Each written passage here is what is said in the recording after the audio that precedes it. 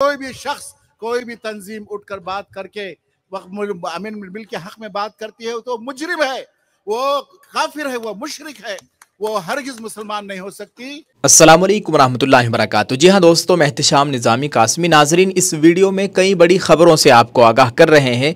सबसे पहली बड़ी खबर यह है कि आज 29 मार्च 2025 बरोज़ सनीचर all India Muslim personal law board का वक्फ तरमीमी बिल के खिलाफ विजयवाड़ा आंध्र प्रदेश में एहतिजाज शुरू हो चुका है। स्क्रीन पर आप देख सकते हैं, एहतिजाज में शिरकत करने वाले सभी लोगों ने अपने बाजू पर काली पट्टी बांधी हुई है।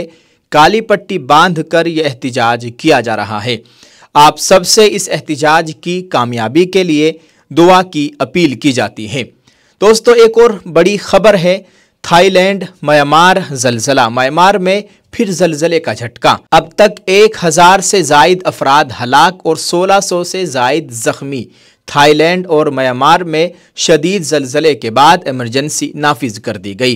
दोस्तों, आपको बताएं कि जुमे को आए जलजले ने 5 ममालिक को हिलाकर रख दिया। इन 5 ममालिक में म्यांमार, थाईलैंड, चीन, बांग्लादेश और भारत भी शामिल है। जिन 2 ममालिक में सबसे ज़्यादा जलजले आए हैं वो म्यांमार और थाईलैंड है। मिली जानकारी के मुताबिक म्यांमार में 7.7 की शिद्दत का जलजला आया। थाईलैंड के वज़ीर आज़म ने जलजले के बाद इमरजेंसी नाफिज कर दी है। दोस्तों, आपको बताएं, म्यांमार के सरकारी मीडिया के मुताबिक जलजले के बाद दारुल हुकूमत के 6 इलाकों और रियासतों में इमरजेंसी नाफिज कर दी गई है। म्यांमार में आने वाले जलजले से कम अज़ कम 1000 से जायद अफराद हलाक और 1600 से जायद जख्मी हो गए हैं।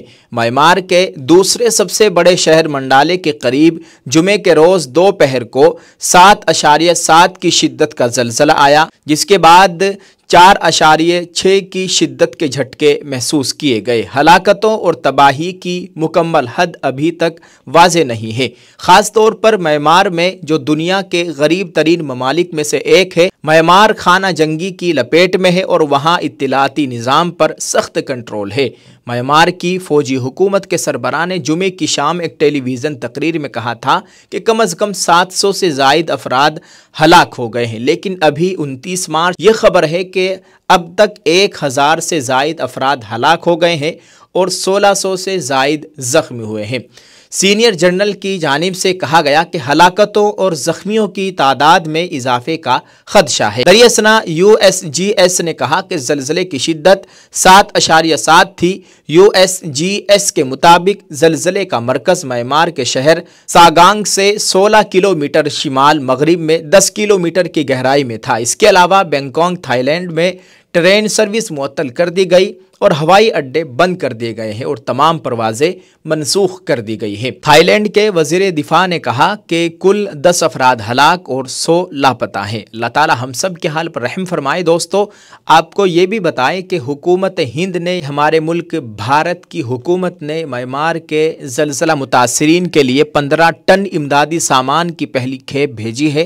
गाज़ियाबाद के हिंडन एयरबेस से फ़ज़ाइया के खुसूसी तैयारे ने उड़ान भरी। इसमें कंबल, तिरपाल, सोलर लैंप, फूड पैकेट वगैरह शामिल है।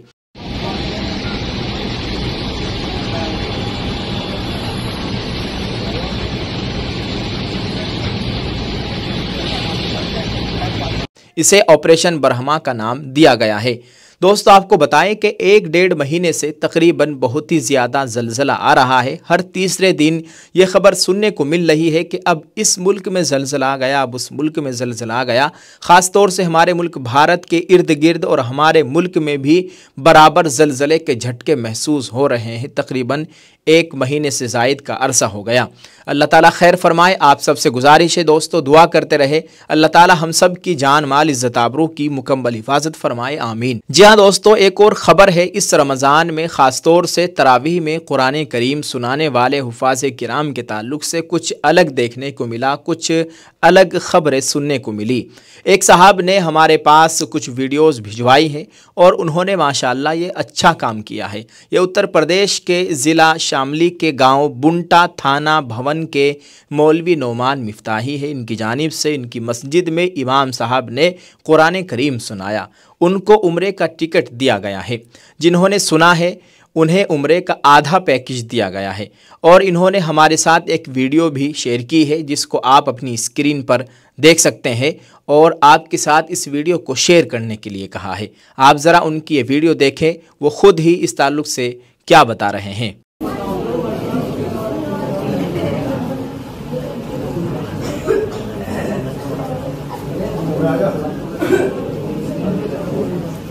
हमारी मस्जिद का कुरान करीम मुकम्मल हुआ और इमाम साहब ये खड़े हुए जिन्होंने कुरान करीम सुनाया, तो हम सभी ने अपनी खुशी में अपने जो हमारे इमाम साहब हैं कुरान सुनाने वाले, हम इनको अपनी तरफ से उम्रे का टिकट फ्री दे रहे हैं। इसमें अल्हम्दुलिल्लाह सारे कागजात हैं, जब इनका दिल करेगा ये चले जाएंगे। इनके वालिद साहब भी यहीं पर खड़े हुए हैं अल्हम्दुलिल्लाह।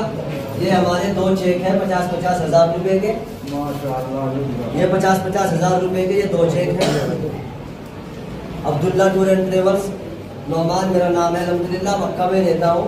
तो हमारी तरफ से इनको इनाम में मुकम्मल उम्रे का टिकट दिया गया। 50,000 हज़ार रुपए के चेक दिए गए और इसको हमने सऊदी एयरलाइंस का आने जाने का टिकट भी दे दिया अल्हम्दुलिल्लाह।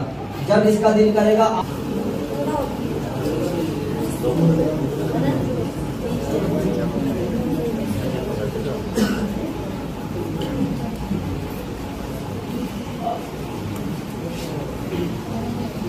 अल्लाह ताला तमाम हुफ़ाज़ किराम की खिदमत को कबूल फ़रमाए, जिन्होंने दिन भर रोज़ा रखा और रात में तरावीह में कुरान करीम सुनाया। और जो बाक़ी है आज उन सब का कुरान करीम तरावीह में मुकम्मल हो जाएगा। ये अपना एक ग्रुप चलाते हैं, अब्दुल्ला टूर एंड ट्रेवल्स के नाम से इनका एक ग्रुप है। जैसा कि उन्होंने हमें बताया है, उन्होंने अपने ग्रुप की जानिब से अपने इमाम साहब को 2 50-50 हज़ार के चेक दिए हैं और एक उम्रे का टिकट दिया है। आप इस ताल्लुक़ से दोस्तों क्या कहेंगे, कमेंट में अपनी राय ज़रूर पेश कीजिएगा। दोस्तों अब सवाल ये है कि मौलवी नौमान मिफ्ताही हमारा उम्रे का टिकट कब जारी करते हैं, देखते हैं। खैर, अल्लाह ताला हमें बार बार हरमैन शरीफैन की ज़ियारत नसीब फ़रमाए, वहाँ जाना मुक़द्दर फ़रमाए, आमीन। आप सब लोगों से खुसूसी दुआओं की गुजारिश की जाती है।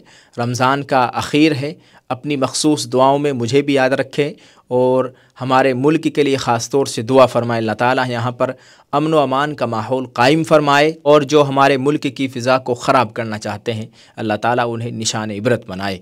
दोस्तों आखिर में एक आपसे अपील करते हैं, अगर अभी तक आपने हमारे इस यूट्यूब चैनल को सब्सक्राइब नहीं किया है तो फ़ौरन सब्सक्राइब कर लीजिए। अगर आप हमें फ़ेसबुक पर देख रहे हैं तो हमारे इस पेज को फॉलो कर लीजिए। इंशाअल्लाह आपको अच्छी अच्छी वीडियोज़ देखने को मिलेगी। जज़ाकल्लाह।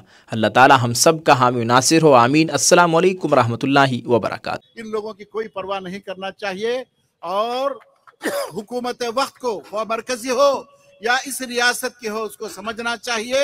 इस वक्त अमेंडमेंट बिल के बात करने का, फैसला लेने का हक सिर्फ और सिर्फ all India Muslim personal board को है। उसके अलावा कोई भी शख्स, कोई भी तंजीम उठकर बात करके अमेंडमेंट बिल के हक में बात करती है तो मुजरिम है, वो काफिर है, वो मुशरिक है, वो हरगिज मुसलमान नहीं हो सकती।